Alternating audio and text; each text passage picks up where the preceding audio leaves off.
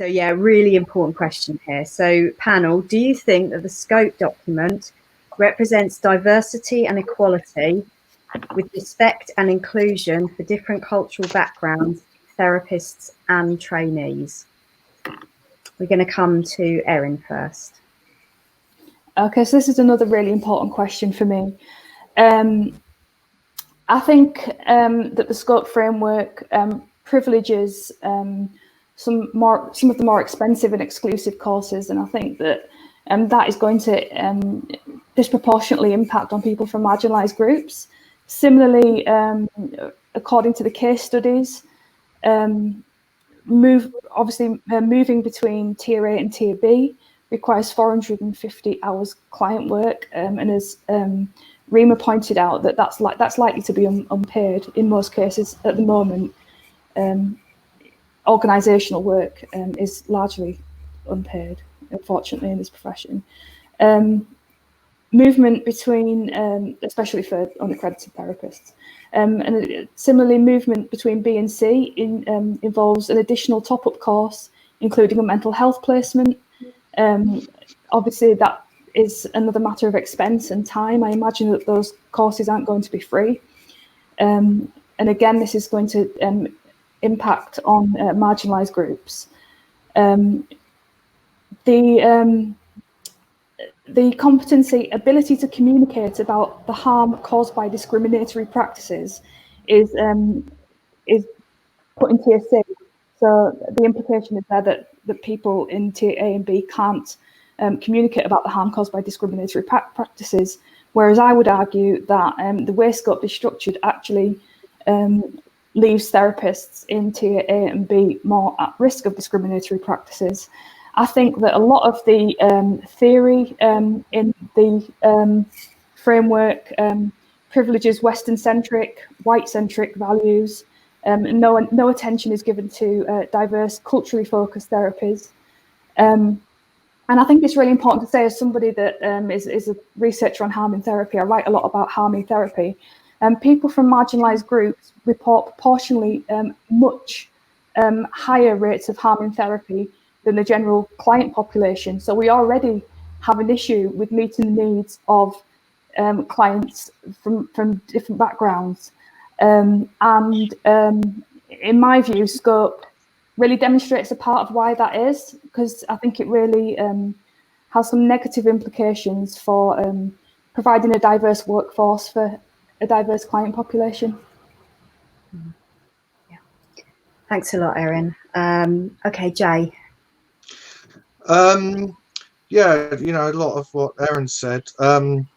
Obviously, the more training you need and the more placements you need before you can actually get a job or work privately has class implications.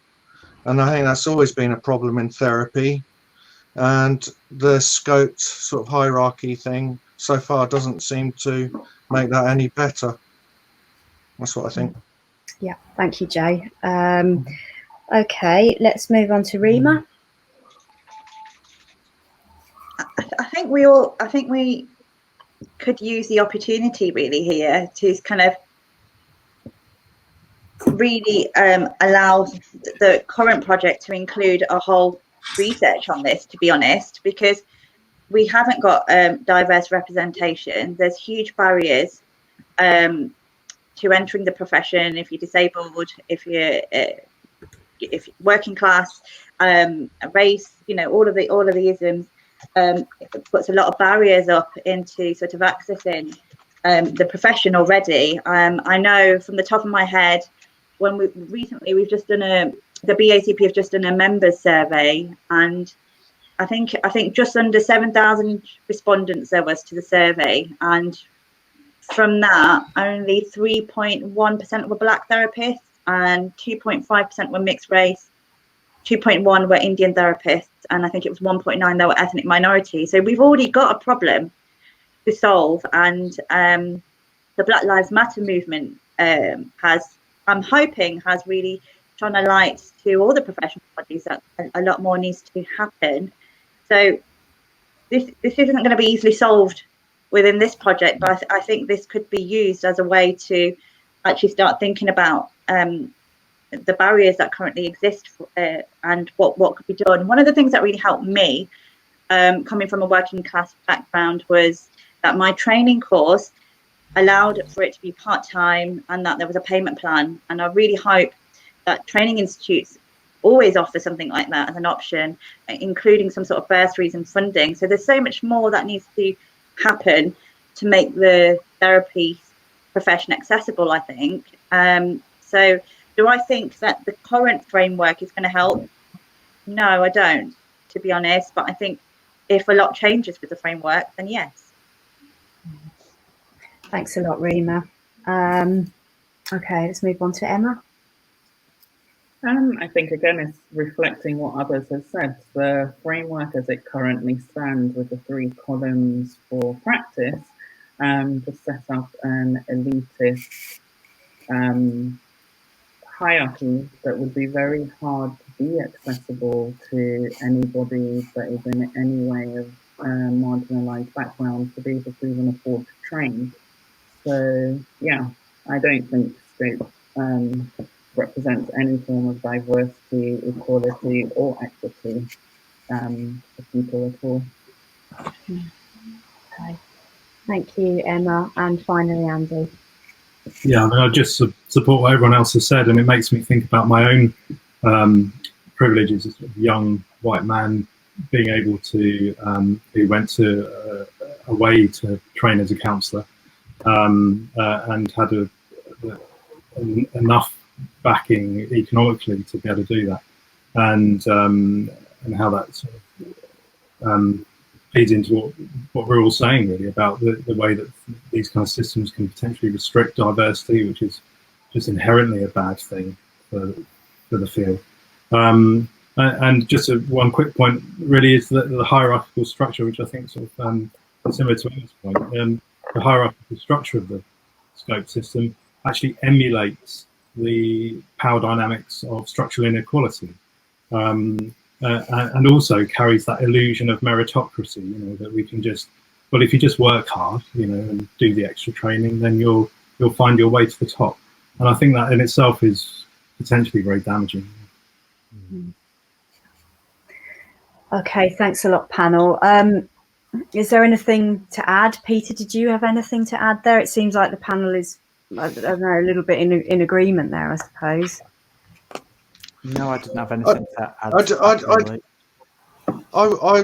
would just add, you know, my point that I did in my blog, you know, about which I'd like to actually write more about one day, is about, you know, the whole counselling therapy industry being a bit of a pyramid scheme, and in that sense, it's all right for the people who can afford to sort of just throw a lot of money at something and never get a return, but obviously most people aren't in that position. Yeah, thank you, Jay. Yeah. We all know as therapists how important this area is, and obviously the bodies themselves. You know, well, I can speak for the BACP. I think you know, if you do a BACP accredited course, you have to write an essay on culture. That is really at the heart of. Well, I'll just talk about the BACP as a membership body. So let's hope maybe some of these concerns have been heard today. Peter. I'd just like to say that my BACP accredited course didn't involve an essay on diversity. It involved a lecture on diversity, but it didn't involve an essay. Interesting. Okay, that's really interesting. So I'm giving false information there. I don't know whether that was ever the case. That was my understanding. So I don't know whether that rule has changed somewhere along the line. I'm not sure. But thank you, Erin, for adding that in.